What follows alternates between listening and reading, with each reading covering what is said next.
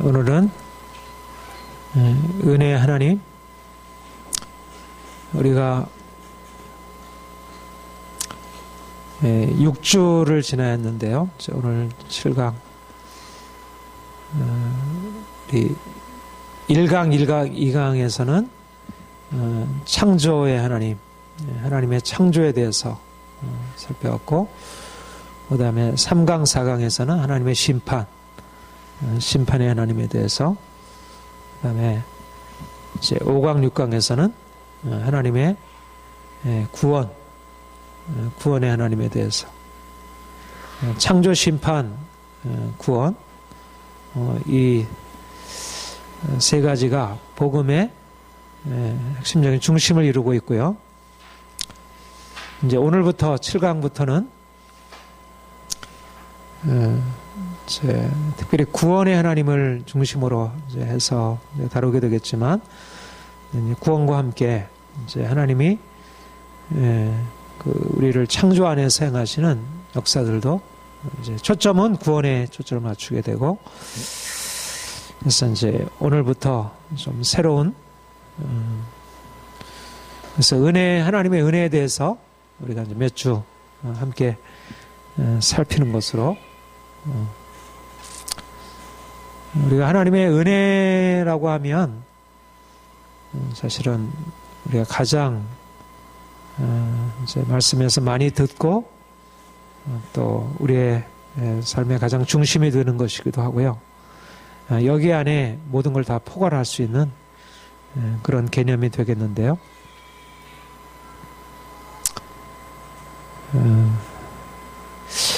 여러분, 이제 제가 이 복음을 강의하면서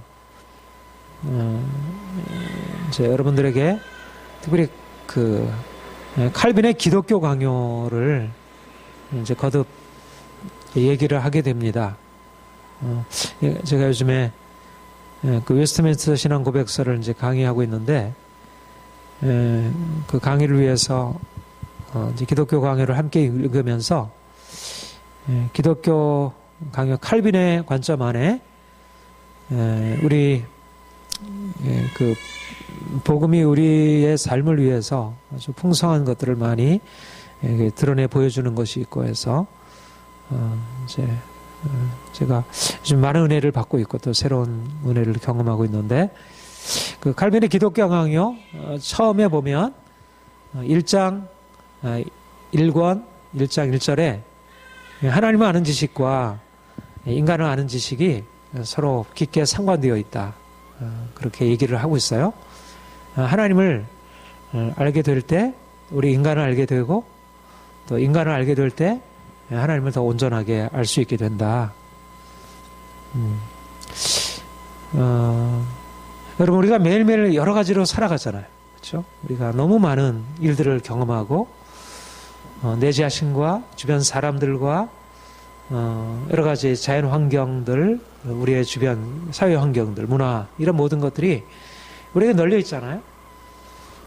그런데 사실은 우리가 매일매일 경험하는 일상적인 경험과 우리가 알고 있는 하나님에 대한 지식이 서로 연결되는 것이 너무 중요한 것 같아요. 우리가 하나님의 말씀을 듣게 되면 그 말씀을 알고 있는 지식이 우리가 매일매일 경험하는 아주 일상적인 삶으로 그게 침투해 들어가서 삶에 어떤 영향을 미쳐야 하고, 또 우리의 매일매일의 삶이 사실상 말씀으로 되어진 일이잖아요. 그렇죠? 하나님 말씀하셔서 이 세상 모든 만물이 생겨났고, 또 그가 지금 사실 우리는 그 말씀을 늘 보지 못하지만요, 그 이브리서 1장 2절에 보면 하나님 말씀으로 붙드시고 있다 그랬어요. 그러니까 사실은 우리의 삶의 전체 안에는 하나님 말씀이 배어 있는 거예요. 하나님이.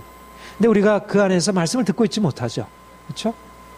근데 이제 우리가 눈이 열리게 되면 우리가 단지 눈에 보여지는 그런 내가 행한 것들, 다른 사람이 행한 것들, 뭐 자연, 사회, 뭐 이런 우리가 눈에 보여지는 것만을 보는 게 아니라 그 안에서 하나님을 볼 수 있게 되고 하나님을 들을 수 있게 되고,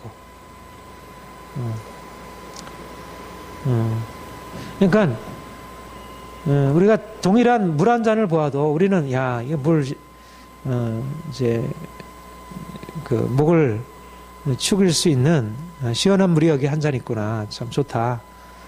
이 물을 떠온 분은 참 감사하구나. 이제 그렇게 이제 생각을 하고 이 물을 마실 수 있잖아요. 근데 사실 우리가 여기서 하나님을 생각하기는 어렵잖아요. 그렇죠. 우리가 물 한 잔 먹으면서 시원하다. 또 이 물을 이렇게 고맙게도 이렇게 갖다 주는 그것까지 생각이 멈출 때도 많이 있고. 근데 여기서 한 단계 더 나가서 물을 갖다 준 사람에서 그것을 넘어서서 하나님에게로 거기까지 나가는 거. 그게 중요한 것 같아요.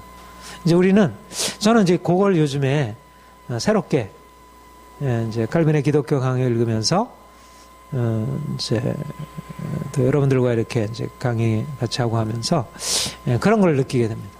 우리의 모든 것 속에서 하나님의 행하심을 보고 하나님의 사랑을 발견하고 하나님의 은혜를 느끼는 것. 모든 것이 주의 은혜다. 물 한 잔도 그냥 있는 게 아니라 이게 물 한 잔도 주의 은혜네. 감사하네. 그렇게 보면 사실 우리가 얼마나 이게 인생이 부여하게 돼요. 사실 그냥 요거를 하나의 물질로 보고 눈에 보여지는 이걸로 보는 것과 그 안에서 하나님을 읽고 보는 것은 너무너무 다른 것입니다. 인생의 경험이 우리에게 주어지는 모든 일들이 하나님의 행하시는 것으로 이렇게 볼 수 있고 그렇게 느낄 수 있다면 얼마나 풍성하게 되는지.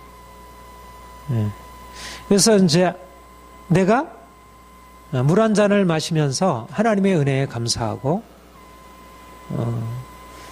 거기에서 하나님을 느낄 수 있다면 우리의 삶 전체가 이제 그 하나님의 내가 발견한 하나님, 내가 말씀을 통해서 깨닫게 되고 성령의 감동으로 말며 내가 깨닫게 된 그 하나님이 우리 인생 전체를 감싸고 있고 덮고 있고 우리 나를 향한 주의 사랑 또 산과 바다에 넘치나는 그러니까 우리의 모든 그러니까 주님이 나를 사랑하신 것이 우리의 삶의 구석구석에 그러니까 삶 전체가 새로운 시각으로 열려지게 되면서 거기서 우리가 하나님께 감사하고 또 하나님께 우리의 신뢰를 이제 보여드리고 이것이 나는 이제 우리 성도들이 앞으로 나아가야 할 신앙의 방향인 것 같아요. 이제 내가 배운 말씀이 구체적인 삶에서 나타나고 또 구체적인 매일매일의 삶이 하나님과 무관한 삶이 아니라 바로 하나님과 함께하는 삶. 지난 수요일날 그런 설교를 했는데 우리 어떻게 하늘나라에 살고 있느냐? 우리의 모든 삶에서 하나님의 임재를 느끼고 살아가는 것입니다.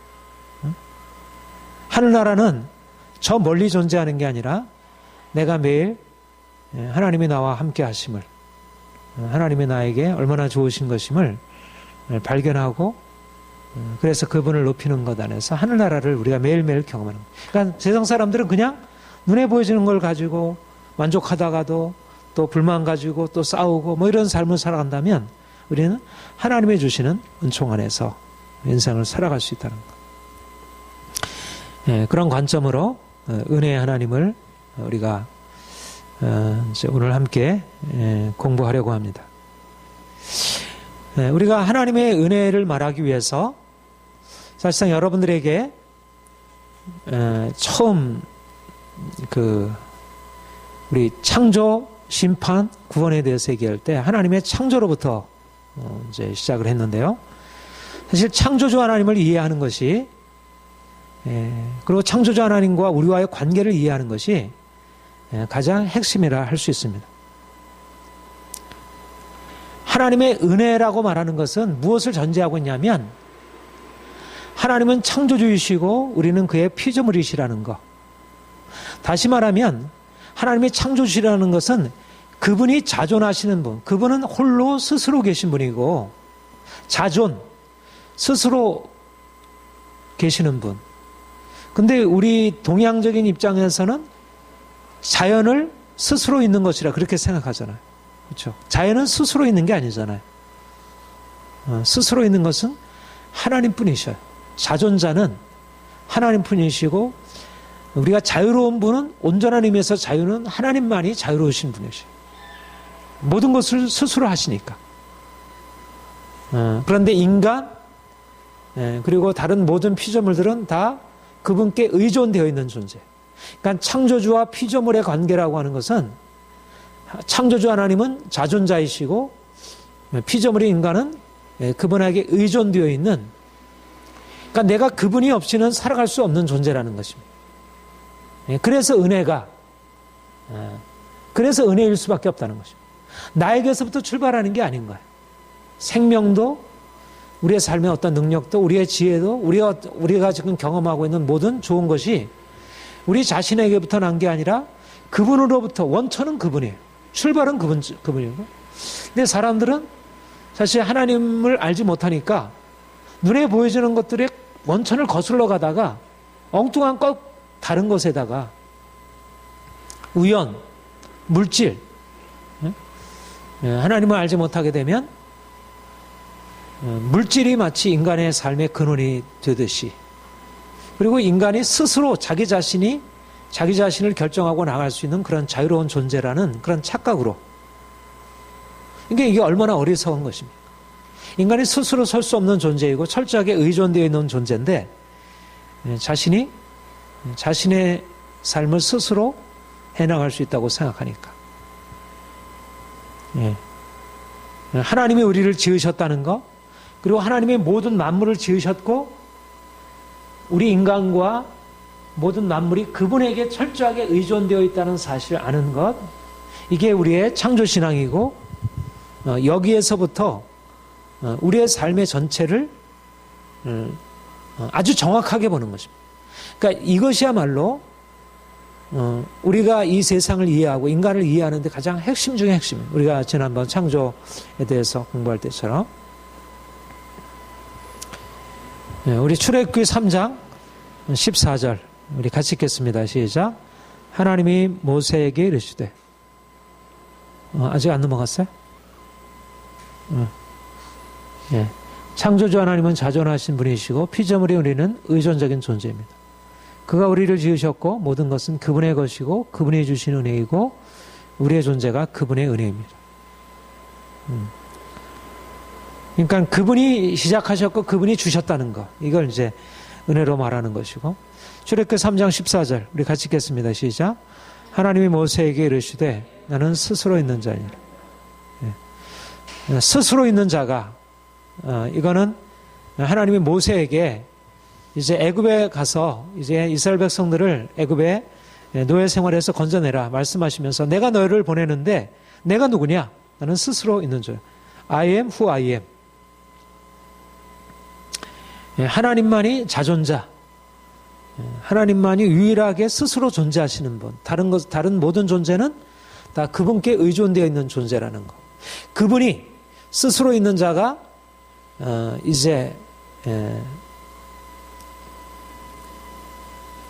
그 모세를 보내서 애굽에 신음하는, 애굽의 종살이로 신음하는 그 이스라엘 백성들을 거기서 건져내는. 왜냐하면 그분께 다 의존되어 있으니까. 이스라엘도 애굽도 모든 피조물들이 그분의 손 아래 있으니까 그분이 보내시면, 그분이 명하시면, 그분이 가라 하시면 어떤 것도 막을 수 없고, 그분이 뜻하시면 어떤 것도 그러니까 그분만이 진정한 우리에게 은혜를 베풀 수 있는 자죠. 어떤 다른 피조물들은 자기가 완전하지 못하니까 스스로 자신이 무엇인가를 행할 수 없지만, 그러나 하나님은 자존자이시고 그분은 완전하신 분이어서 우리에게 모든 것을 허락하시는 분이다. 시편 104편 27절 29절 같이 읽겠습니다. 시작. 이것들은 다 주께서 때를 따라 먹을 것을 주시고 하나이다. 주께서 주신즉 그들이 받으시며 주께서 손을 펴신즉 그들이 좋은 것으로 만족하다가 주께서 낯을 숨기신즉 그들이 떨고 주께서 그들의 호흡을 거두신즉 그들은 죽어 먼지로 돌아가네. 예. 이거는 시편 104편은 이제 시편이 여러 가지 내용을 담고 있는데, 근데 시편 104편은 좀 특별한 장입니다. 시편 104편은 특별히 하나님의 창조의 그 부요하심을 노래하고 있는 것이고요. 근데 요 부분은 어떤 맥락이냐면, 하나님이 바다에 많은 생물들을 지어 놓으시고 그 생물들을 향해서 베푸시는 은혜를 말하고 있는 것이에요. 그러니까 여기서 그들이라고 하는 이것들이 누구냐면 바다의 생물들이에요. 물고기들, 바다에 존재하는 많은 어류들을 말하고 있어요. 때를 따라 먹을 것을 그런 물고기들도 하나님을 향해서 바란다는 것입니다. 그래서 하나님이 그들에게 주시면 그들이 만족하고 그들이 받고, 하나님이 손을 펴서 주시면 좋은 것으로 만족하고, 주께서 낯을 숨기시면 떨고 호흡을 거두시면 그들은 죽어 먼지로 갑니다. 이건 물고기에만 해당되는 게 아니겠죠. 새에게도 해당되는 일이고, 그리고 모든 짐승들에 해당되는 것이고, 우리에게도 해당되는 거. 결국 하나님이 주셔서 결국 모든 피조물들은 하나님의 허락하시는 그 범위 안에서 그것을 받아서 누리다가 하나님이 걷어가시면 갈 수밖에 없는 것. 철저하게 그분에게 의존되어 있는 것이. 그분의 하시기에 따라서 그분이 주시면 받고 그분이 거두시면 없는 것이고, 주님이 주신 자도 여호와시요 취하신 자도 여호와시요. 그러니까 욥이 그렇게 고백을 했듯이 결국 주님이 은혜로 허락하신 것을 인생은 받아 누리는 것이고 모든 피조물들은 받아 누리는 것이고, 식물도 동물도 새도 물고기도 인간도 어떤 부자도 가난한 자도 모두 다 하나님이 주시는 은혜 안에 있는 것입니다. 공중의 새도 들의 백합화도 모두 다 그의 은혜 안에서 받아 누리는 것입니다. 우리가 하나님이 이걸 하시고 있구나, 하나님이 주신 것을 받아 누리는 것이지, 그런데 사실 자연이라고 생각하는 것과 하나님이 주셔서 이것을 받아 누린다는 생각이 전혀 접근이 다르잖아요. 그렇죠? 그냥 스스로 물고기가 번성하다가 그냥 스스로 살다가 성장해서 이제 때가 되면 죽어 그냥 해체되는 것. 인간이 이 땅에 태어나서 늙고 병들고 그러다가 죽고 끝나는 것. 이게 그냥 자연적인 어떤 순환의 과정이 아니고, 그 순환의 과정 안에 무엇이 역사되고 있냐면 하나님의 은혜라고 하는 보이지 아니하는 하나님의 역사가 그 안에 내재되어 있다는 것입니다. 그러니까 사람들이 그것을 그냥 자연적인 하나의 순환 과정으로 보는 것을 우리는 무엇을 보냐면 하나님의 은혜로, 하나님이 베푸시는 은혜가 주어졌다가 그것이 걷어지는 것으로, 이렇게 바라볼 때 우리의 삶에, 우리가 물고기들도 하나님이 그렇게 행하신다면 우리의 삶에서 하나님이 그렇게 행하시는 것을 우리가 볼 수 있게 되고, 그럼 얼마나 우리 인생을 그렇게 하나님이 주시는 것으로, 그러니까 당연히 감사하게 되는 거죠. 하나님이 주신 것을 받아 우리가 스스로 만족해서 배부르다. 그러니까 우리가 부모님이 우리에게 주어서 내가 만족한 것과 함께 감사가 있잖아요. 그렇죠? 우리 친구들이 뭔가 우리를 위해서 무엇을 베풀어주면 내가 그것을 통해서 만족한 것과 함께 그것을 베풀어준 친구들에게 감사를 표현하듯이, 궁극적으로 하나님이 이 모든 것들을 부모를 통해서, 친구를 통해서, 여러 가지 상황을 통해서 우리에게 주어지지만, 그러나 궁극적으로 그것의 근원, 우리를 위해서 베푸신 그 하나님을 바라보고 거기에 대해서 이제 감사하게 되는 것, 이게 바로 은혜를 아는 것입니다. 우리 사도행전 17장 25절, 28절 우리 함께 읽겠습니다. 이는 만민에게 생명과 호흡과 만물을 친히 주시는 이심이라. 우리가 그를 힘입어 살며 기동하며 존재합니다. 이거는 바울의 유명한 아테네 설교입니다. 아덴 설교. 아테네에서 아주 길게 아덴 사람들이 많은 우상들을 섬기는 것을 보면서 천재 주신 하나님이 살아계시고 그분이 우리에게 어떻게 역사하시는지 너희가 알지 못한 하나님을 내가 너희에게 알려주겠다. 그러니까 사람들이 알지 못하니까 결국 하나님의 은혜 안에서 살아가는 인생임을 알지 못하고 헛된 신들에게 경배하고 무릎 꿇고 헛된 것을 섬기고 있잖아요. 그런데 그것을 천재주재이신 하나님 그분이 어떻게 우리 인생을 섭리하시고 다스리는지 만민에게 생명과 호흡을 주시는 분 모든 사람들이 결국 하나님이 주시는 생명과 호흡을 받아서 인생을 살고 그 부요함을 누리고 살아간다는 것. 그러니까 우리가 많은 사람들에게 바로 이 사실들을 알려야 하는 거죠. 믿지 않는 사람들이 아덴 사람들이 하나님을 알지 못하고 우상을 경배하고 그렇듯이 많은 사람들이 자신에게 생명과 호흡을 주시는 분을 하나님께 돌리지 않고 자기 마치 그냥 주어진 자연적인 것을 자기가 마치 취한 것이냐 그리고 다른 사람이 마치 부모나 다른 사람에 의해서 그것이 주어진 것이냐 그렇게 생각하고 있잖아요. 그런데 그것의 궁극적인 수여자, 공급자 그 하나님께 그것을 올려드릴 때 진정으로 바른 근원 우리가 그분을 바로 인정해 드리는 것 이게 바로 하나님 창조주 하나님을 우리가 아는 지식 우리가 자신이 피조물임을 또 온 땅에 가득 찬 것이 하나님의 피조물이고 그 모든 것들이 우리를 위해서 베푸신 것임을 여러분 그 창세기 1장 그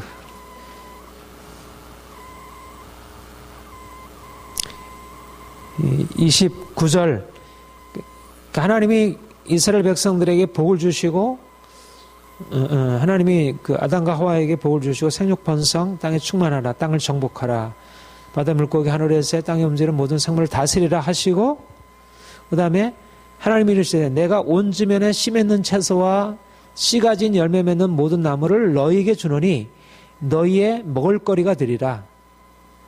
여러분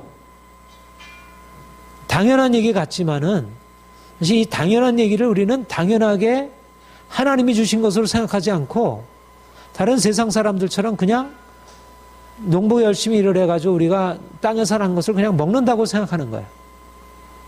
채소를 하나님이 우리를 위해서 주셨다는 것입니다. 땅에 이런 온갖 많은 수많은 과일들을 하나님이 우리를 사랑하셔서 그걸 특별히 마련해서 주셨다는 거예요. 그게 하나님의 사랑의 선물들이라는 거예요. 채소 씨 가진 열매 맺는 모든 나무 열매를 너희의 먹을거리로 주셨다. 그리고 땅의 짐승과 하늘의 새와 땅에 있는 모든 것에게 푸른 풀과 이 모든 것들을 주신 것이요. 그러니까 하나님이 온 세상을 창조하시고 그 모든 것들을 우리를 위하여 베풀어 주신 것입니다. 베푸신 그분의 은혜의 선물들인 거예요. 여러분 그 창조 과학에서 이제 이런 얘기들을 하죠. 여러분 하늘의 그 천체가 굉장히 그 질서정연하게 움직이잖아요. 놀라운 지혜로 움직여요. 그런데 또 하나 중요한 사실이 뭐냐면 하늘의 그 우주적인 그 질서가 어떻게 형성되어 있냐면 꼭 지구에서 인간이 자신의 생명을 유지하기에 딱 알맞게끔 그렇게 모든 하늘의 이런 천체 움직임들, 기후나 여러 가지 중력이나 이런 법칙들이 그렇게 형성되어 있다는 거예요. 만약 조금이라도 우주에 지금 형성되어 있는 법칙과 그 과정이 조금이라도 오차가 있으면 우리의 인간 생명, 뭐 다른 생명체도 마찬가지고 인간 생명이 유지될 수 없도록 그렇게. 그러니까 마치 자연 법칙으로서는 하나의 법칙으로만 보지만, 그러니까 이제 그 창조과학 지적 설계론의 입장에서 보면 우주는 인간이 이 땅에서 건강하고 풍요한 인생을 살기에 합당하도록 그렇게 무언가 설계가 되어 있다는 거죠. 목적을 가지고. 그러니까 목적을 가지고 설계되어 있다는 것 안에는 하나님의 그런 아주 깊은 세심한 사랑의 배려가 그 안에 들어있다는 거예요. 우리가 예를 들면 뭔가를 하려고 할 때 요즘은 어때요? 우리가 고객 만족을 위해서 아주 세심하게 배려하잖아요. 그렇죠? 하나하나 고객이 무엇을 필요로 하는지에 대해서 세심하게 배려하죠. 그렇게 하나님이 사실은 이런 식물들, 동물들, 사실 우리가 이 먹을 거 입을 보면 참 신기하잖아요. 이게 어떻게 이렇게 다양한 이런 채소들과 과일들이 있는지, 그리고 이 다양한 이 새들과 이런 물고기들과 이런 어떻게 다양한 이런 것들이 이렇게 온 우주에 지면에 널려 있는지. 근데 그것을 하나님이 그러니까 사랑하는 자기가 지은 피조물들, 인간들을 위해서 하나님 베풀어 주신 선물로. 그러니까 이게 우리가 이제 이런 시각을 가지고 우리가 이제까지 당연하게 그냥 지나가는 것들이 있잖아요. 우리의 뭐 물, 공기 이런 것 때문에 우리가 감사하고 하지 않잖아요. 뭐 밥 먹고 밥을 앞에 식탁을 앞에 두고 우리가 형식적으로 습관적으로 이렇게 기도는 하긴 하지만 우리가 먹을 것, 입을 것, 쓸 것, 모든 것을 행하는 것에 대해서 정말 하나님께 감사함으로 이렇게 돌려드리지 못하지만, 근데 이제 그런 것에 이제 그런 시각이 열려질 필요가 있다는 것입니다. 그런 의미에서 삶에 가득한 하나님의 은혜가 우리에게 열려질 필요가 있다는 것, 굉장히 중요한 것 같아요. 그러니까 우리는 보이는 세상, 우리가 보이는 물, 공기, 흙, 여러 가지 땅에서 나는 채소들, 풀들, 나무들, 과일들, 여러 가지 짐승들, 뭐 새들, 뭐 이런 모든 것들을 그냥 보면서 그냥 보이는 관점으로 그거를 뭐 법칙으로 볼 수도 있고 그냥 아름다움으로 볼 수도 있지만, 그러나 그것의 진정한 근원이 되시고 그것을 우리에게 주신, 말하자면 밥이 한 상 차려 있어. 너무나 맛있는 밥이 있어.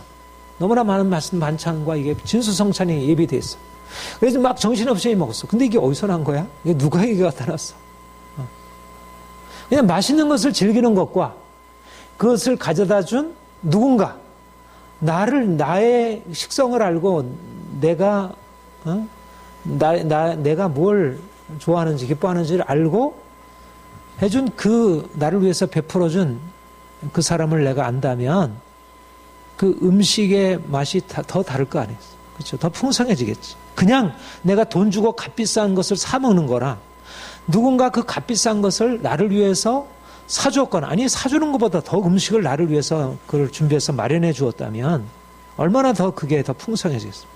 그러니까 우리는 사실 하나님이 주신 온갖 귀한 선물들이 널린 세상에 살고 있지만, 그러나 그것을 하나님께로부터 온 것임을 생각하지 못하고, 그것이 하나님의 은혜인 것을 알지 못하고, 하나님께 감사하지 못하고, 그 하나님께 돌려드리지 못하므로 마치 배불러서 좋긴 좋지만, 그러나 너무 배불러, 거기서 끝나버리는 거예요. 그 진수성찬을 차려준 그 아주 엄청난 요리사를, 그리고 그 놀라운 사랑에 이제 우리를 사랑하는 그분을 깨닫지 못합니다.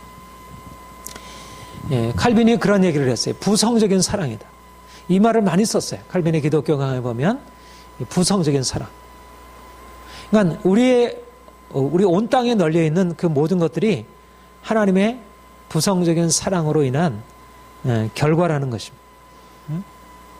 우리가 먹는 것, 입는 것, 우리가 쓰는 모든 것들, 나무, 오늘 우리가 가을, 여름, 겨울, 모든 계절의 변화, 낮과 밤, 이 모든 순환들, 이 과정들이 그냥 주어지는 자연의 과정들이 아니고 그 모든 것들이 부성적인 사랑으로 비롯된 것입니다. 그러니까 많은 사람들은 거기서 그냥 자연을 볼 뿐인데, 그런데 우리는 하나님 아버지를 알잖아요. 하나님 아버지가 우리를 얼마나 사랑하시는 줄 알고 우리가 그분의 사랑 안에 살고 있잖아요. 그러니까 우리는 사랑의 하나님을 우리의 삶의 모든 것에 있어서 늘 새롭게 볼 수 있게 되는 거지.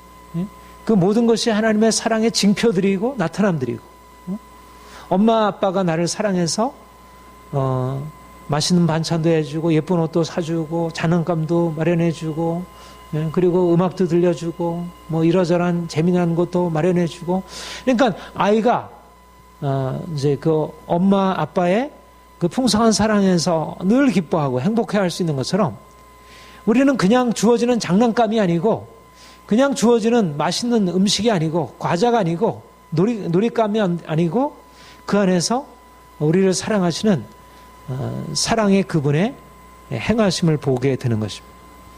이런 의미에서 우리의 삶에 주어지는 것들을 이런 은혜의 시각으로 삶의 모든 것을 은혜의 시각으로 우리의 눈이 열려져 가지고 이게 그냥 자연이 아니고 하나님이 행하시는 것이구나. 그렇게 보게 되는 것. 이제 이렇게 보여지게 될 때 우리 인생 안에 하나님의 행하신 온통 우리를 둘러싼 온통 하나님의 사랑과 그런 수많은 증거들. 그러니까 이전에는 나와 상관없던 것들이 모두 다 하나님의 사랑들인 거예요.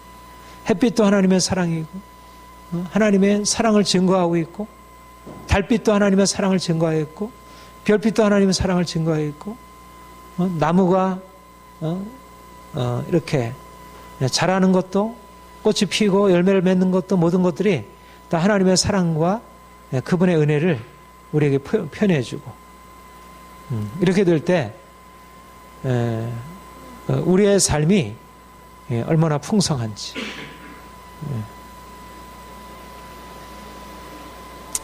한번 여러분들이 그것을 자꾸 연습을 해볼 수 있길 바랍니다. 하나님 앞에 이제 그렇게 기도하고 우리에게 주어지는 모든 환경들, 자연적인 모든 환경들, 당연한 것으로 바라보던 것을 이제 당연한 것으로 보는 게 아니라 하나님이 나를 위해서 베푸신 선물들로 그 은총으로 바라보고 이제 그것을 또 하나님께 인정해 드리는 것입니다. 우리 마태복음 6장 26절 같이 읽겠습니다. 시작. 공중의 새를 보라. 너희 하늘 아버지께서 기르시나니 너는 이것들보다 귀하지 아니하냐. 오늘 있다가 내일 아궁이에 던지는 들풀도 하나님이 이렇게 입히시거든 하물며 너희일까 보니. 우리가 잘 아는 말씀이죠. 공중의 새를 보라. 심지도 않고 거두지도 않고 창고에 모아들이지도 않지만 너희 하늘 아버지께서 공중의 새를 기르시지 않느냐. 그가 행하시고 있다는 것입니다. 그러니까 공중의 새는 그냥 날아가는 게 아니고 하나님의 은혜를 힘입어서 그 새를 위한 하나님의 은혜를 힘입어서 그가 공중을 날고 있고 또 그 하늘에 사는 우리를 위한 것이잖아요. 우리를 위하여 우리가 그 새 한 마리가 날아가는 게 우리에게 기쁨을 주고 우리의 얼마나 우리 인생을 주께서 부욕해 하시려고. 너희들은 이것보다 공중의 새도 바다의 물고기도 땅에 기는 모든 짐승들도 다 하나님이 기르시고 생명과 호흡을 주시고 행하시는데 너희들은 이보다 귀하지 아니하냐. 인간들은 그렇게 하지 아니하. 더군다나 우리는 하나님의 자녀로서 하나님의 그 부여하신 축복을 받아들여 온 세상이 만민에게 생명과 호흡을 주시는 그분이 우리의 아버지이셔서 우리에게 모든 것을 행하시는데 그러니까 하나님의 은혜를 알고 그 은혜를 아는 시각을 가지고 우리가 세상을 바라본다면 우리가 얼마나 우리의 매일매일의 삶에서 이제 감사함으로 살아갈 수 있겠어. 너희가 들에 핀 백합화를 보라.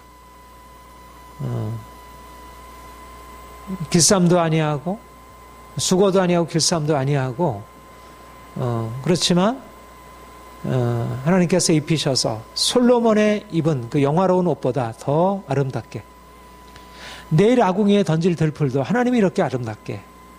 그러니까 꽃이 아름다운 것이 하나님이 꽃에게 허락하시는 아름다움이고 또 그 아름다움을 위해서 우리를 배려하시는 하나님의 선하신 부성적인 사랑의 배려이고 하늘의 새도 들에 있는 작은 들풀도 무명의 들풀조차도 수많은 그 모든 것들이 하나님이 그 안에 일일이 배려하시고 행하시는 것들.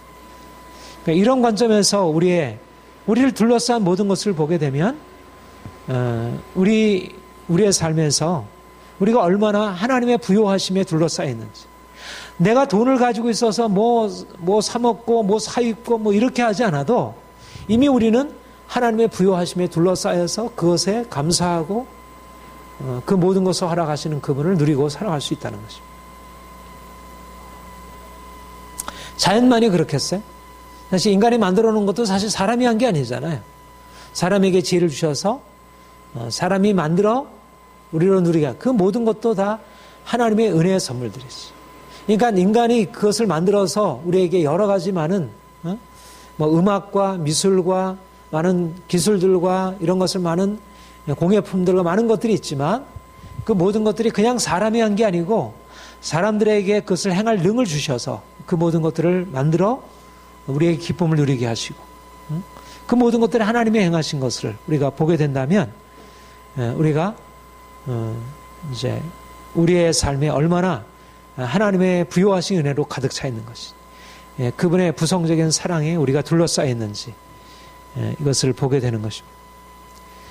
칼빈이 그 1권 1장 1절에 우리가 받은 은사 중 그 어느 하나도 우리 자신에게서 나온 것이 없다. 우리 자신 안에 있는 것, 우리를 둘러싼 모든 것들이 하나님의 은사이고 하나님의 축복이고 선물들이라는 것. 이 점에서 우리는 날마다 하나님의 은혜를 우리가 그것을 지각하지 못해서 그럴 뿐이지 우리의 눈이 어두워서 이게 하나님의 은혜라는 사실 우리가 느끼지 못해서 그렇지 그래서 자꾸 불평하게 되고 염려하는 것이지 우리가 그 눈이 열려져서 이것을 제대로 볼 수 있게만 한다면 우리는 삶에 가득한 주의 은혜를 늘 경험할 수 있다는 것입니다. 특별히 우리의 삶에 형통할 때 우리의 삶이 어떤 때는 형통하기도 하고 잘 되기도 하고 모든 것이 다 정말 이게 가득 차 있는 그런 만족한 인생 하나님이 모든 걸 주실 때 그렇게 되잖아요. 주신 즉 좋은 것으로 만족하는 것입니다. 물고기도 그렇고 새도 그렇고 모든 꽃들도 그렇고 나무들도 그렇고 주신 즉 다 만족하는 것이에요. 그러나 우리의 형통할 때가 있죠. 시냇가에 심은 나무처럼 그렇게 풍성할 때가. 그런데 그때 우리가 형통할 때 우리가 그 은혜에 어떻게 반응해야 할까? 그러니까 우리의 반응이 중요한데요. 우리가 이것을 하나님의 은혜인 것을 인정하고 그분께 돌려드리는 것. 그러니까는 결국 하나님의 은혜임을 인정하게 될 때 자연스러운 반응이죠. 자연스러운 반응. 그러니까 우리가 하나님과 함께 살아간다면 정말 하나님을 알고 하나님의 행하시는 것을 정말 제대로 보고 느끼고 살아간다면 우리가 감사가 끝날 날이 없는 거예요. 그렇잖아요. 우리는 모두 한순간 움직임 하나하나가 우리 존재 자체가 하나님의 은혜인데요. 그렇잖아요. 우리가 이 생명을 이렇게 유지하고 우리가 먹고 입고 쓰고 행하는 모든 것들이 사실 은혜인데 우리가 불평거리보다 사실 감사할 거리 훨씬 많고요. 그렇죠? 그래서 우리는 감사한다는 것은 그분에게 돌려드리는 것입니다. 그분께 왔다는 것을 인정하고 그분이 이것을 받으셔야 해요. 이건 내 공이 아니고 내가 한 일이 아니고 내가 열심히 해서 내가 어떻게 해서 한 일이 아니라 그분이 내게 허락하신 은혜가 이런 결과로 내가 그것을 누릴 뿐이지 나에게 돌아올 것은 없다. 주님이 그것을 다 받으셔야 한다는 거예요. 이게 은혜를 받는 자의 태도. 은혜를 받는 자는 그래서 늘 마음에 뭔가 내가 받은 자로서 받은 자로서의 의식 내가 이 모든 것을 받았다는 것에 대한 항상 일종의 부채의식이고 또 그것에 대한 어떤 감사로 인생을 살아가는 것. 근데 많은 사람들이 하나님께로부터 나왔다는 사실을 알지 못하고 사실 감사의 대상이 없는 거예요. 감사를 하고 싶어도. 물 한 잔을 먹어서도 사실 감사할 대상이 없는 거예요. 이걸 누구에게 감사를 하겠어요? 물은 사람이 만들어준 게 아니잖아요. 자연에게 감사할 수도 없고. 그러니까 감사를 표현할 수가 없는 거예요. 그러니까 세상 사람들은 인생의 부요함을 누려갈 수가 없어요. 진정한 의미에서. 물론 부모가 있으면 부모에게 감사하기도 하고 부모에게 돌려드리고 선생님에게도 돌리기도 하지만 그러나 부모도 선생님도 우리의 삶의 모든 것에 궁극적인 근원이 되지 못하고 그분이 다 주신 것들이 아니니까 근데 우리가 이제 주님을 알게 될 때 우리가 감사할 수 있다는 게 이게 얼마나 축복인지 이게 은혜라고 하는 사실을 알고 이것을 감사할 수 있다는 게 얼마나 큰 축복인지 그리고 하나님이 주셨으니까 이것을 하나님이 주신 축복으로 알고 또 그분께 기대하는 거예요. 하나님이 형통한 걸 주셨지만 이게 언제 사라질지 염려하는 게 아니라 하나님이 지금 주신 것 이상으로 하나님이 우리에게 또 주실 것을 기대하고, 그러니까 형통할 때 그 형통함을 계속해 나가기는 것에 대한 두려움이 없는 거예요. 왜냐하면 원천이 그분이니까. 언제 이것이 말이라는 어떤 세상 사람들은 지금 내가 당장 이렇게 지금은 편해도 언제 이게 될지, 그래서 뭐 보험을 들고 뭐 여러 가지 자신의 앞으로의 안전 보장에 대해서 생각하지만 언제 힘들 날이 또 올지 모르니까. 근데 이제 그런 방식으로 인생을 살아가는 게 아니라 하나님 주신 것에 감사하고 또 그분이 더 좋은 것으로 주실 것을 기대하고, 그러니까 항상 부요함이 있는 거지. 그러니까 하나님의 은혜 가운데 사는 사람들은 이미 주어진 것을 넘어서서 부요함이 있는 것입니다. 내가 뭔가 가지고 있기 때문에 지금 내가 부자다 이렇게 아니라 그것을 넘어서 그 주신 분으로 지금 내가 가지고 있는 것과 비교할 수 없는 것을 하나님이 가지고 있잖아요. 그러니까 이미 받은 것을 인해서 그분께 감사드리고 또 부요한 것을 더 기대하게 돼요. 로마서 1장 21절 같이 읽겠습니다. 시작. 하나님을 알되 하나님으로 영화롭게 대하냐고 감사하지도 않아요. 예. 세상 사람들이 가지고 있는 가장 어리석음, 사실 하나님이 주신 것을 받아 누리면서도 하나님이 생명과 호흡을 주셨지만, 하나님 먹고 입고 쓰고 행할 것을 모두 다 하나님이 주셨지만 하나님께 감사드리지 않고 마치 자기 자신이 행한 것이냐, 자기 것으로 자랑하고 욕심을 부리고 싸우고 더 빼앗으려고 하고 다른 엉뚱한 것을 추구하고, 이것이 세상 사람들의 어리석음이라면 우리는 하나님을 알므로 하나님께 감사하고 하나님께 영광을 돌려드리고 그분이 근원이시라는 사실을 알고 그분께 감사를 드리고 그분께 온전히 모든 것을 돌려드리는 것이죠. 칼빈의 기독교 강요 1권 2장 2절 같이 한번 읽어보겠습니다. 시작. 우리는 일체의 선을 하나님에게서 찾을 뿐 아니라 그것을 하나님께로부터 받았으므로 또한 그것을 하나님께 돌려드려야 한다는 것을 배워야 한다. 하나님께 일체의 선, 모든 좋은 것을 하나님께로 찾는 거예요. 그가 모든 선의 근원이시고 그가 주시는 분이에요. 그가 생명과 호흡을 주시고 그를 힘입어 기동하며 살고 있는 거예요. 그가 아니시면, 그가 거두시면, 그가 생명을 거두시면, 그가 호흡을 거두시면, 그 성령께서 우리에게 허락하신 은혜를 멈추시면 더 이상 행할 수 없는 것입니다. 그러니까 일체의 우리의 모든 좋은 것을 그분께 구하고 그분께 맡기고, 그리고 그분께 받았으므로 그분께 돌려드려야 한다는 것을 배우는 것입니다. 만물이 그에게서 나오고 그로 말미암고 그에게로 돌아갑니다. 궁극적으로 그에게 돌아갈 것이고 또 현재 우리에게 주신 것으로 인해서 그분께 돌려드리고, 이것이 은혜를 받는 사람의 삶, 내 것이 아니라 주의 것이라는 것. 주께서 받았으므로 내가 주께 감사하고 내가 내 모든 것은 주님을 위해서 존재한다는 것. 이 모든 것은 내가 지금 누리고 있지만 내 것이 아니고 주의 것이라는 사실을 알고 주께 돌려드리는 것에 대해서 하등의 갈등을 느끼지 않는 것입니다. 그러니까 자신이 형통한 것에 대해서 거기에 묶여서 살지 않는 거죠. 내가 형통하고 그 형통함으로 인해서 하나님을 떠나거나 그러지 않을 수 있는 거예요. 많은 사람들이 형통하게 되면 오히려 그것으로 인해서 하나님을 잊어버리게 되잖아요. 신명기 8장에 보면 이스라엘 백성들이 광야에서는 하나님을 기억했는데 너희가 가나안 땅에 적과 꿀리는 땅에 들어가서 부욕해 되면 너희가 이제까지 그 애굽의 종살이와 광야의 그 훈련 과정에서 하나님을 기억했던 것을 잊어버리고 마치 내가 스스로 마치 이렇게 재물을 받아서 이렇게 된 것이냐, 그렇게 해서 하나님을 잊을까 염려하노라, 그렇게 얘기를 했어요. 근데 사실 실상 그렇게 되었잖아요. 그렇죠?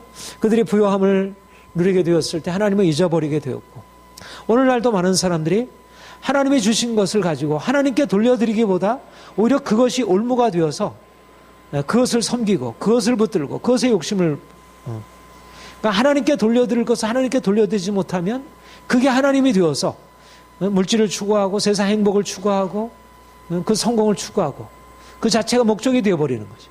그건 하나의 하나님께 돌려드려야 할 피조물인데 그것은 궁극적인 감사의 대상이 아니고 그것은 영화의 대상이 아닌데 그것은 우리의 궁극적인 추구의 대상이 아닌데 그것을 하나님께 돌려드리지 않으므로 인생이 문제 가운데 들어가게 되는 것이죠. 이런 의미에서 형통할 때 하나님의 은혜를 은혜로 기억하고 하나님께 돌려드리는 것, 이것이 너무나 귀한 삶의 자세라고 하는 것입니다. 그리고 우리가 형통한 것만이 아니라 우리의 삶에 불행이 찾아오고 문제가 찾아오잖아요. 우리의 삶에 문제가 찾아올 때 하나님이 우리에게 은혜를 베푸시는 분인데 왜 삶에 이런 문제가 있을까? 그러면서 사람들은 또 그런 문제 가운데서 또 은혜의 하나님을 기억하지 못하고 잊어버리게 돼요.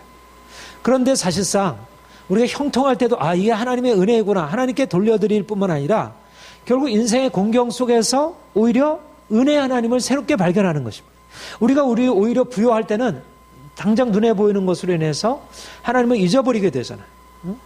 이스라엘 백성들이 가나안 땅에 들어가서 그렇게 되었듯이. 그런데 오히려 공경을 만나게 되었을 때 뭔가 필요하니까, 그리고 또 그것을 우리의 스스로의 힘으로 할 수 없는 한계에 부딪히게 되잖아요. 그러니까 뭔가 나는 피조물이고 나는 약한 존재이구나, 나는 완전하지 못하구나, 나는 의존되어 있는 존재라는 사실을 자각하게 되고, 그래서 은혜의 하나님을 우리는 은혜의 하나님 없이는 그가 주시지 않으면 우리가 얻을 수 없다는 사실을 깨닫게 되고, 그분의 은혜를 필요하게 돼서 그래서 은혜에 대한 새로운 경험 안으로 들어갈 수 있게 되는 거죠. 그러니까 축복이죠. 그렇죠? 그러니까 이때야말로 은혜가 절실하게 필요하게 되고 은혜에 대한 새로운 경험 안으로, 그러니까 우리가 불행할 때, 우리가 공고할 때 오히려 하나님의 은혜가 되는 것입니다. 사실 우리가 은혜를 은혜로 경험하게 되는 것은 오히려 풍성할 때, 풍성한 것도 은혜의 결과이들이지만 풍성할 때는 은혜를 은혜로 느끼지 못하가 오히려 은혜를 잃어버리고 그 풍성한 은혜의 결과들을 잊어버렸을 때 오히려 그 은혜 안으로 들어가서 은혜를 찾게 되고 그 주체, 주신 선물을 넘어서 있는 그 은혜의 주체 되신 하나님을 붙들게 된다는 것. 이게 은혜죠. 이게 우리가 믿는 사람들, 그러니까 우리는 그런 쪽으로 생각하면 삶의 풍성함도, 삶의 형통함도, 번성함도 은혜지만 광야도 은혜이고 우리의 시련도 은혜인 것은 그 시련을 통해서 우리가 은혜의 하나님을 발견하고 이제 그 근원을 다시 찾게 되니까. 오전에도 말씀드렸지만 우리가 인생이 공고하고 잎이 마르고 열매가 떨어지고 있다는 것은 뭔가 우리에게 그 생수의 근원으로부터 우리가 단절되어 있음을 보여주니까 이제 우리가 생수의 근원으로 다시 찾아갈 수 있는 기회가 되어지고, 그러니까 광야도 은혜이고 시련도 은혜이고 메마름도 은혜이고 우리 인생의 실패도 은혜이고, 그러니까 결국 은혜의 근원을 우리가 다시 만날 수 있다는 것은 너무나 귀한 은혜가 아닐 수 없고, 이 사실을 생각하면 모든 것이 은혜이구나, 이렇게. 그러니까 하나님은 우리를 그 공경에서 그냥 버려두시는 분이 아니라 그것을 우리에서 건져주시는, 우리를 거기서 회복시키시고 우리를 자유케 하시고 거기서 더 넘치게 새롭게 하시는 하나님의 능력을 보게 하시고 또 실제적으로 우리의 삶의 모든 문제를 벗어나게 하는, 그러니까 은혜가 이미 주어진 은혜에 감사할 뿐만 아니라 우리에게 있어서는 새롭게 행하시는 하나님의 은혜 역사, 사실 우리가 이제 다음 주부터 본격적으로 보게 될 하나님의 구원의 은혜, 이제 그것을 우리가 우리의 삶의 공경에서 경험하게 되는 것이라는 것. 칼빈이 비참한 파멸은 우리들로 하여금 위를 바라보게 한다. 그러니까 우리가 형통할 때 우리의 축복의 근원을 향해서 하나님이 하셨구나, 내가 이렇게 받아들이는 게 하나님이 하신 일이구나, 우리가 그 축복의 근원을 축복의 우리의 삶의 풍성한 축복을 통해서 은혜의 하나님을 바라보게 하는 것이고, 그러니까 풍성한 축복도 은혜를 바라보게 하는 것이고, 근데 오히려 우리의 비참함, 우리의 파멸, 우리 인생의 실패들이 오히려 우리로 하여금 위를 바라보게 하는 것입니다. 하나님을 바라보게 하고 은혜 하나님에 주목하게 하는 것.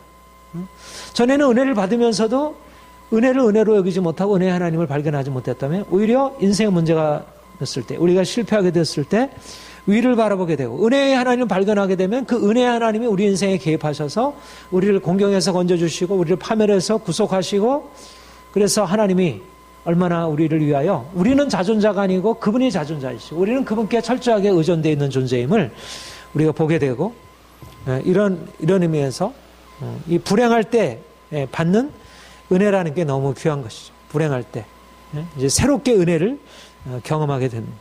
우리 이사야서 40장 29절 같이 읽겠습니다. 시작. 피곤한 자에게는 능력을 주시며 무능한 자에게는 힘을 더하시고. 하나님은 영원하신 하나님, 태초부터 계신 전능하신 자, 그분은 피곤하지 아니하시고 곤비하지 아니하신 분이에요. 그리고 그분은 피곤한 자에게 능력을 주시고 무능한 자에게 힘을 더하시는 은혜 하나님인 거예요.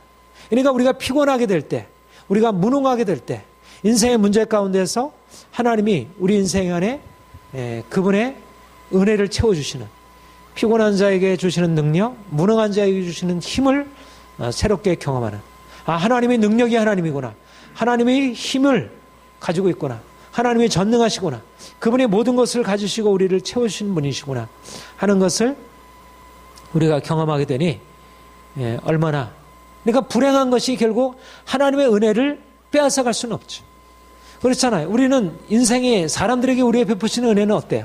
부모가 아무리 우리에게 좋은 거 대줬다 할지라도, 선생님이 아무리 좋은 거 대줬다 할지라도, 국가가 우리를 위해서 아무리 좋은 거 대줬다 할지라도 결국 인생의 문제를 부딪히게 되면 부모가 해준 것들이 다 쓸모없이 되어지고, 선생님이, 국가가, 사회가 해준 것들이 다 필요 없이 될 수 있잖아요. 그런데 오히려 우리는 우리가 가지고 있는 것을 다 잃어버리게 되었고, 하나님을 떠나서 우리가 다 은혜를 잃어버리게 되었다 할지라도 하나님의 은혜는 다시 우리에게 찾아와서 다시 회복하게 하고 능력 주시고 힘 주시고, 그러니까 다하지 아니하는 이 생수의 근원이 우리에게 있으니까 이 은혜라는 사실을 알게 되면 우리가 형통할 때 하나님께 감사하고, 또 불행할 때, 우리가 공고할 때 그것을 회복시켜서 우리를 온전케 하시는 그 은혜로 우리가 다시 일어날 수 있게 되니까, 그러니까는 소년이라도 피곤하고 장정이라도 넘어지지만 여호와를 앙망하는 자는 새 힘을 얻고 그 은혜 안에서 왕성한 역동적인 인생을 살아갈 수 있게 되는 거죠. 그러니까 많은 사람들이 이 은혜의 경험이 없으니까, 결국 은혜라는 차원을 알지 못하니까 뭔가 이렇게 주어졌을 때는 다행이다, 좋다, 그게 막 이제 여러 가지 위협을 받고 막 사라지게 되려면, 야, 큰일 났다, 이게 어떻게 될까, 이게 뭐 우리 가정이 어떻게, 자녀들 어떻게 될까, 우리 이러다가 우리 망하는 거 아닌가, 이런 어떤 두려움 속에서 막 살 수밖에 없는 거예요. 그러니까 은혜라는 것, 이 근원에 연결되어 있지 않은 사람은 항상 보이는 것에 따라서 우왕좌왕하는 거예요. 올라갔다 내려갔다 하는 거예요. 그러니까 보이는 것에 대해서 주신 것 감사하고, 이게 지금 사라졌지, 하나님이 은혜가 있는데 하나님이 또 힘 주시고 능력 주시고 다시 행하게 하실 텐데 이게 뭐가 문제가 되나, 그런 식으로 은혜가 있으면 그 주변 상황, 주어진 것에 감사하고 없는 것에 대해서 하나님께 의탁하면서 그 상황을 뛰어넘을 수 있는데, 은혜가 없으면, 은혜라는 것을 알지 못하면 삶의 문제 앞에서 결국 이제 이렇게 거꾸러지게 되는 것입니다. 핍박을 당하여도 망하지 아니하고, 거꾸로를 당하여도 망하지 아니하고. 그러니까 은혜가 있으면, 은혜는 우리를 모든 고통스러운 절망적인 환경에서 우리를 일으키시는 그 근원이 그분이니까, 그분의 생명의 근원이니까, 그분이 오면 그분이 다 회복하는 거지, 다. 어떤 질병이든 어떤 우리 인생의 공경이든 그 은혜가 우리 인생 전체를 새롭게 만드는 거죠. 그러니까 은혜라는 이 원천을 알고 있는 사람, 하나님의 은혜라는 이 원천을 알고 있는 사람은, 그러니까 삶을 바라보는 관점이 눈에 보이는 것과 주어졌을 때도 거기에 이게 없어져. 그거를 막 붙들려고, 이걸 빼앗기지 않으려고. 사람들이 그러잖아요. 없을 때는 막 이제 찾고 있다가 찾고 나면 어떻게든지 그걸 놓지 않으려고 거기에 또 매이게 되잖아요. 자기가 얻은 걸 가지고 붙들려고 막 그러잖아요. 근데 그렇다고 해서 이게 사라지지 않습니까? 결국 지나가는 세계인데, 결국 하나님의 때가 되면 또 주셨다가 또 걷어가는 건데, 안 되는 거지. 그러니까 은혜가 없으면 늘 주어졌다가도 또 힘들고, 또 거기에 대해서 이제 마음에 힘겨움이 생기고, 그리고 또 없어지게 되면 얼마나 불안하고 힘들어. 그러니까 하나님이 우리에게 그 은혜 하나님의 은혜를 알 수 있게 되었다는 게 얼마나 이게 놀라운 것인지. 여러분들이 그런 면에서 이 은혜를 아는 자로서 인생을 살아가게 될 때 사람들과 다른 삶을 살아가는 거예요. 다른 사람 세상으로 자기 은혜 없이 자기 힘으로 살아가는 인생이 가지고 있는 그 삶에 대한 활력과 능력과 다른 이제 하나님의 은혜가 주어짐으로 인한 삶의 엄청난 역동적인 하나님의 능력, 하나님의 힘으로 살아가니까 그러니까 에너제틱한 그런 삶을 살아가는 거죠. 넘치는 인생, 마르지 아니하는 그런 강력한 힘으로. 그러니까 오히려 은혜라고 하는 것을 가지고 있는 사람은 삶의 공경을 통해서 더 강력한 힘을 보여줄 수 있는 거죠. 삶에 주어져 있는 것 속에서도 하나님께 돌려드리고 특별히 삶의 공경이 은혜를 더 드러나게 해주는, 은혜의 빛을 더 환하게 보여주게 하는, 여러분들이 그래서 인생이 힘겹고 무겁고 답답하고 모든 게 부정적으로 여겨질 때 이게 은혜가 말라 있구나 그렇게 생각을 해요. 은혜가 다른 내가 뭐가 힘이 없고 내가 지혜가 없고 사람들이 나에게 어떻게 하고 아니라 이 은혜가 이게 충분히 이게 부어지고 있지 않구나, 이게 생수의 근원이 내게 잘 공급이 안 돼 있구나. 그래서 은혜에 초점을 맞추고 전적으로 은혜로 나아가야 그러면 하나님이 주시는 전혀 새로운 은혜로 들어갈 수 있습니다. 시편 50편 15절 같이 읽겠습니다. 환난 날에 나를 부르라. 내가 너를 건지리니 내가 나를 영화롭게 하리라. 하나님이 은혜의 하나님이 우리를 부르시고 찾고 있습니다. 우리가 주님을 부르면, 은혜의 하나님을 부르면, 특별히 우리가 은혜의 하나님을 만날 시간은 환난 날에 우리의 공경이 은혜의 하나님을 만날 시간에, 우리의 삶에 주어질 때는 그냥 주어진 것으로 감사하면 되지만 정말 은혜가 필요한 때는 뭔가 우리가 공공할 때, 우리가 가난할 때, 우리가 아플 때, 우리의 힘으로 어찌할 수 없을 때, 그때야말로 하나님의 은혜가 우리에게 주어질 때이고, 그때 우리가 주님께 나아가면 하나님이 얼마나 놀라운 은혜를 우리에게 예비해 두셨는지 보게 되고 감사하게 되고, 여러분들이 이런 하나님의 은혜 안에서 날마다 풍성한 삶을 살기를 바랍니다. 여러분들 더 눈을 열어주시도록. 그러니까 결국은 공경 속에서 은혜 하나님을 찾게 되고요, 또 매일매일 풍성한 삶에서 또 하나님의 주신 은혜로 알게 되고, 이게 두가 같이 가는 거예요.